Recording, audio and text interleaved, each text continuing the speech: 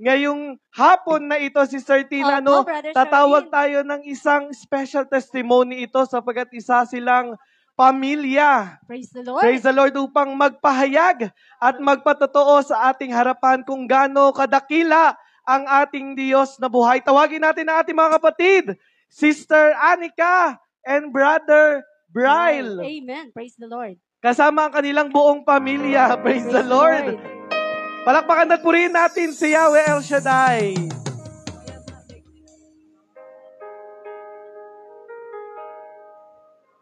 Mapagpalang hapon po sa ating lahat.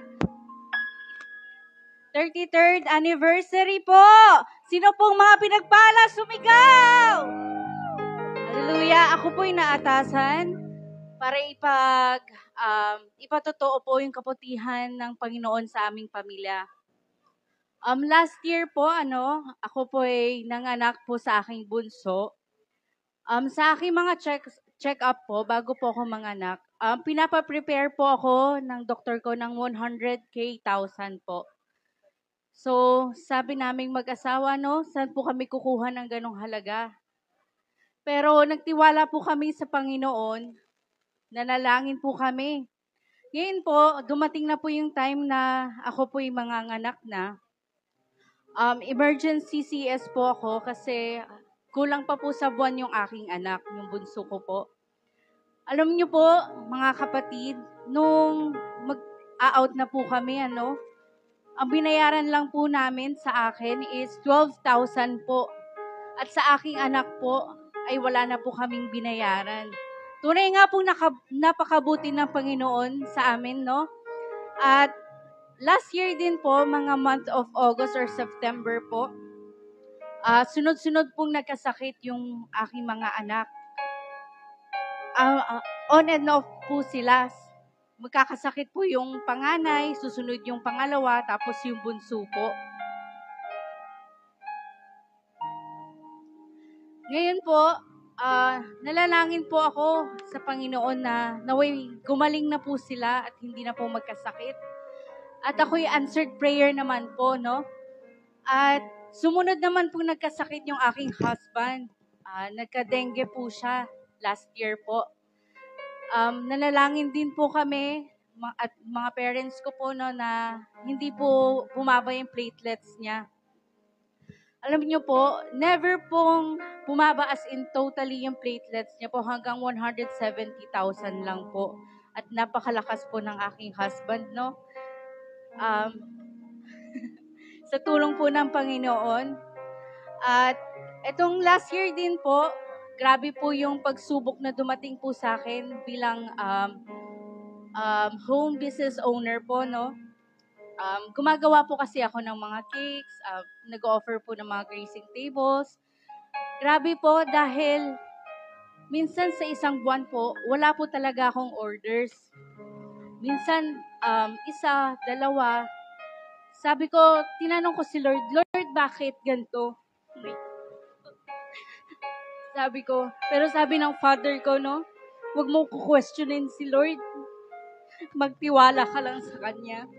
Kaya, ayun po yung pinanghawakan ko, yung pangako ng Panginoon na patuloy niya po kaming pagpapalain at sasamahan, Kaya po, nung pinanghawakan ko po yung pangako ng Panginoon, may mga dumadating pong mga order, isa po, pero big orders naman po, Malaki po yung in-order po nila sa akin. Kaya maraming pong salamat, Lord, sa mga biyaya at pagpapala na patuloy niyo pong binibigay sa aming pamilya.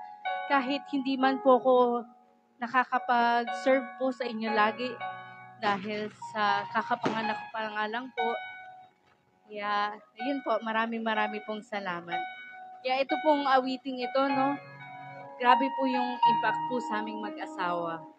Nandun po sa likod yung aking husband, nasa karga po yung bunso namin. Ayun po.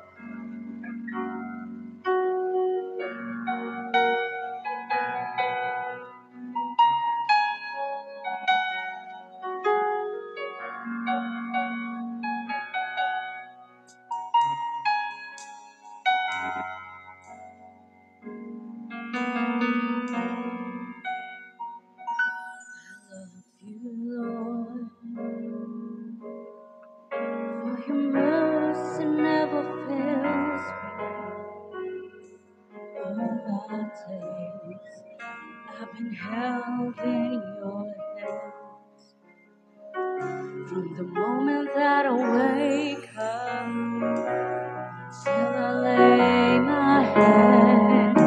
I will sing of the goodness of God. Through my life you have been faithful.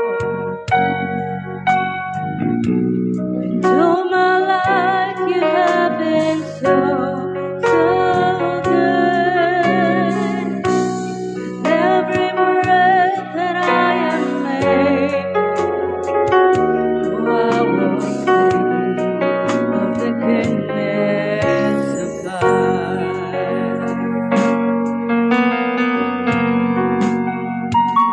I love your voice.